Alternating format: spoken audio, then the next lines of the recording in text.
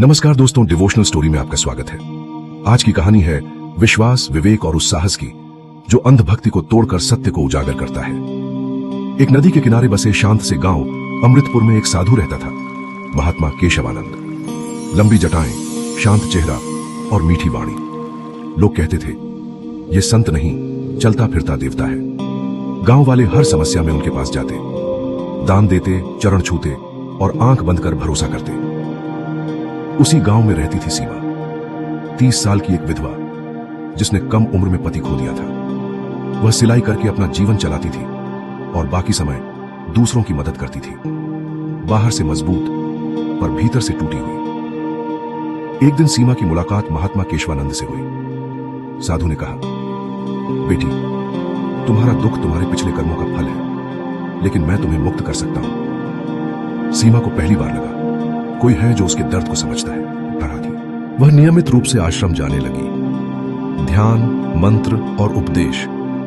धीरे धीरे साधु ने कहना शुरू किया, साधारण पूजा से मुक्ति नहीं मिलती, इसके लिए विशेष साधना करनी होती है। सीमा ने सवाल नहीं किया। श्रद्धा ने विवेक को दबा दिया था। कुछ समय बाद सीमा ने देखा वह अकेली नहीं थी। कई दुखी, असहाय महिलाएं विशेष साधना के नाम पर अलग अलग समय बुलाई जाती थी। हर महिला को यह कहा जाता, यह बात किसी से मत कहना, यह तुम्हारी आत्मिक परीक्षा है। एक दिन सीमा की मुलाकात शारदा काकी से हुई, जो वर्षों पहले आश्रम छोड़ चुकी थी। कांपती आवाज में उन्होंने कहा, बेटी, यह साधु नहीं है, यह औरतों के दर्द को हथियार बनाता है। सीमा के पैरों तले जमीन खिसक गई। रात भर वह सो नहीं पाई। उसे अपने साथ साथ शुरू में डर था, शर्म थी, लेकिन जब सच सामने आया, सबकी कहानी एक जैसी थी। एक दिन गांव की चौपाल में सीमा खड़ी हुई। आवाज कांप रही थी, पर इरादा अडिग था। उसने कहा, भक्ति अंधी हो सकती है, लेकिन सत्य नहीं। महात्मा केशवानंद ने इनकार किया, खुद को निर्दोष बताया, लेकिन जब एक एक कर महिलाएं सामने आईं, मुखौटा टूट गया।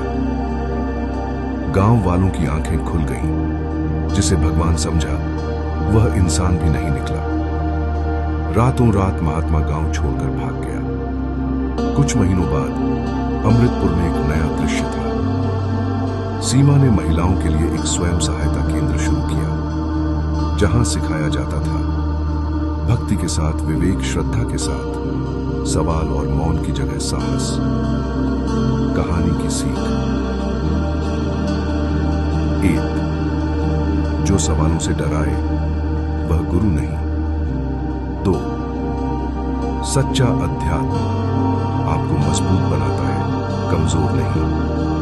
3. चुप्पी सबसे बड़ा हथियार बनती है शोषण करने वालों का। 4. जब एक महिला बोलती है, कई जिंदगियां बचती हैं।